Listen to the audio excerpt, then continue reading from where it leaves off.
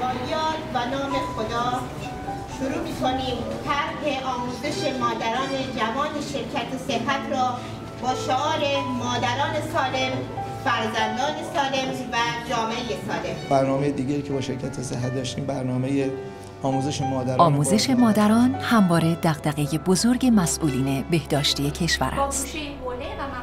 به همین روی شرکت صحت با هدف تحقق شعار مادران سالم، فرزندان سالم و جامعه سالم، طرح آموزش مادران جوان را با کمک مسئولین و کارشناسان شبکه بهداشت و درمان شهرستان میناب در استان هرمزگان اجرا کرد.